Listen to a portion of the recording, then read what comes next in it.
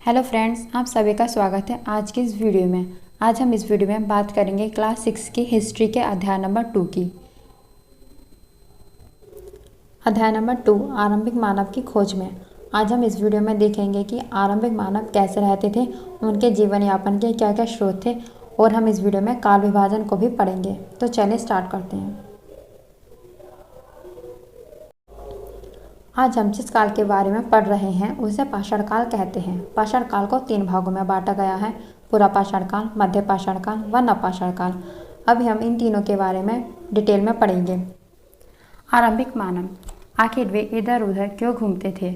हम उन लोगों के बारे में जानते हैं जो इस उपमहाद्वीप में 20 लाख साल पहले रहा करते थे। आज हम उन्हें आखेटक खाद्य संग्रह के नाम से जानते हैं।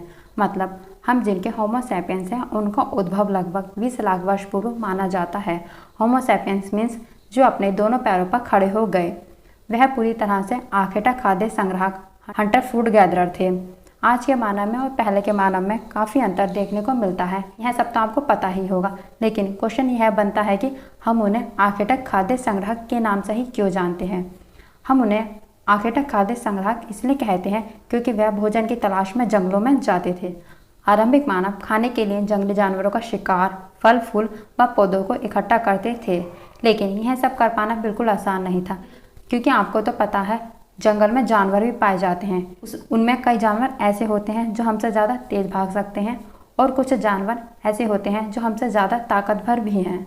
जानवरों का शिकार करने के लिए आरंभिक मानव को सतर्क, जागरूक और तेज होना पड़ता था। उसी प्रकार पेड़ पौधों से खाना जुटाने के लिए यह जानना आवश्यक होता है कि कौन से पेड़ पौधे खाने योग्य हैं, क्योंकि कई तरह के पौधे विषैले भी होते हैं जिन्हें खाकर मानव की मृत्यु हो जाती है।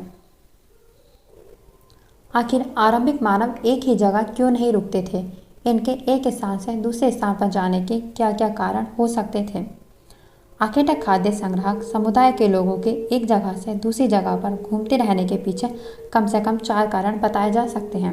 पहला कारण यह हो सकता है कि अगर कोई भी इंसान एक जगह पर ज़्यादा दिनों तक रहता है तो उसके आसपास के पौधों, फलों और जानवरों को खाकर वह समाप्त कर देते हैं, क्योंकि कुछ समय बाद ऐसा समय आएगा कि वहाँ के जानवर व फल फूल समाप्त हो जाएंगे। इसलिए और भोजन की तलाश में उन्हें दूसरी जगह पर जाना पड़ता था। दूसरा कारण यह है कि जानवर अपने शिकार के लिए या फिर हिरन और मवेशी अपना चारा ढूंढने के लिए एक स्थान से दूसरी जगह जाया करते हैं। इसका मतलब जानवरों को भी तो भोजन चाहिए। कुछ जानवर ऐसे होते हैं जो पेड़ पौधों को खाते हैं व कुछ जानवर ऐसे होते हैं जो अन्य जानवरों को खाते हैं। जानवर अपने शिकार के लिए या चारा ढूंढने के लिए एक स्थान से दूसरे स्थान जाते हैं, तो उनका शिकार करने के लिए आरंभिक मानव भी उनके पीछे पीछे चल दिए होंगे। कारण था मौसम। पेड़ और पौधों में फल फूल अलग अलग मौसम में आते हैं, इसलिए लोग इनकी तलाश में उपयुक्त मौसम के अनुसार अन्य इलाकों में घूमते होंगे। चौथा कारण था बरसाती नदियाँ। बरसाती नदियाँ मतलब जिन नदी में बरसात के दिनों ही पानी आता है और वह अन्य मौसम में सूखी रहती हैं, तो इसलिए पानी की तलाश में एक स्थान से दूसरे स्थान पर वह जाते थे और यह सभी लोग पैदल यात्रा किया करते थे। आरंभिक मानव के बारे में जानकारी कैसे मिलती है?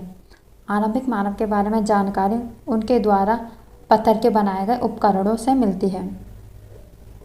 देखिए, हमें चित्र में भी दिखाया गया है उनके द्वारा प्रयोग होने वाले उपकरण। पहले वह बड़े उपकरणों का प्रयोग करते थे, फिर धीरे धीरे जैसे जैसे समय व्यतीत हुआ उन्होंने छोटे उपकरणों का भी उपयोग करना सीख लिया।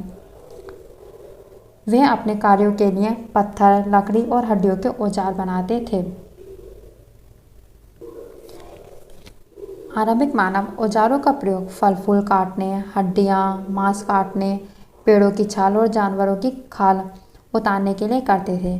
ठीक है, जैसा आपको डायग्राम में भी दिखाया गया है।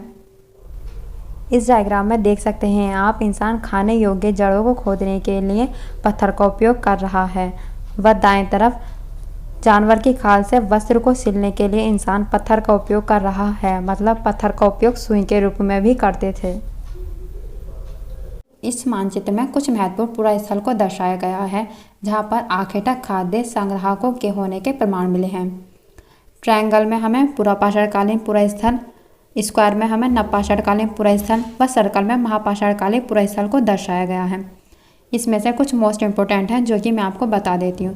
जैसे कुंडल गुफा, कुंडल गुफाओं से हमें राख के अवशेष प्राप्त हुए हैं, जिससे हमें यह पता चलता है कि आरंभिक मानव आग का उपयोग करना जान गए थे। हंसकी, हंसकी से हमें चूना पत्थर के औजार प्राप्त हुए हैं। भीमबेटका, भीमबेटका से हमें गुफाओं में चित्रकला के प्रमाण मिलते हैं। पुरापाषाणकालीन पुरास्थल हैं कोल्डिहावा, चिरान, भुरझोम व मेहरगढ़, यह नवपाषाणकालीन के कुछ पुरास्थल दर्शाए गए हैं। चूँकि पत्थर के उपकरण बहुत महत्वपूर्ण थे, इसलिए लोग ऐसी जगह ढूंढते रहते थे जहां उन्हें पत्थर मिल सके। जहां लोग पत्थर से औजार बनाते थे उन स्थानों को उद्योग स्थल कहते हैं। उद्योग स्थल किसे कहते हैं?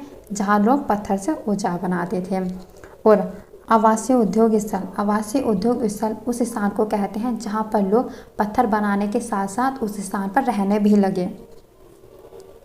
भीमबेटका, भीमबेटका आधुनिक मध्य प्रदेश नर्मदा नदी के किनारे पर स्थित है। आवासीय पुरास्थल किन्हें कहते हैं? गुफा और कंदराव जैसे वे स्थान जहां लोग रहा करते थे उन्हें आवासीय पुरास्थल कहते हैं।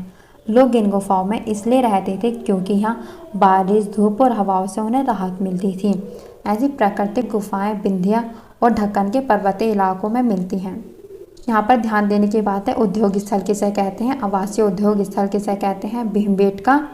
भीमबेटका की दीवारों से हमें चित्रकला के साक्ष्य प्राप्त हुए। यहाँ देखिए, आपको इस डायग्राम में भीमबेटका की गुफाएं दिखाई गई हैं। पुरास्थल, पुरास्थल किन्हें कहते हैं? पुरास्थल उन स्थानों को कहते हैं जहाँ से हमें औजार, बर्तन और इमारतों जैसी वस्तुओं के अवशेष मिलते हैं। ऐसी वस्तुओं का निर्माण लोगों ने अपने काम के लिए किया और बाद में वे उन्हें वहीं छोड़ गए। मतलब जहाँ से हमें उनके द्वारा छूटी हुई वस्तुएं मिलती हैं उन्हें हम पुरास्थल कहते हैं। पाषाण औजारों का निर्माण, पाषाण उपकरणों को प्रायः दो तरीकों से बनाया जाता था। पहला, पत्थर से पत्थर टकराकर।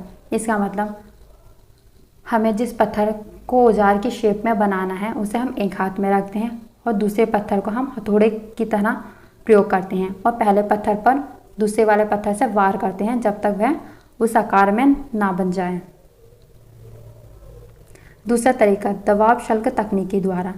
इस तकनीकी में हम वुड को एक स्थिर सतह पर टिकाया जाता है और इस कोट पर हड्डी या पत्थर रखकर उस पर हथौड़ी नुमा पत्थर से वार किया जाता है जब तक उसकी शेप ना आ जाए। यह देखिए, आपको चित्र में दिखाया भी गया है किस तरह से ये औजार का निर्माण कर रहे हैं।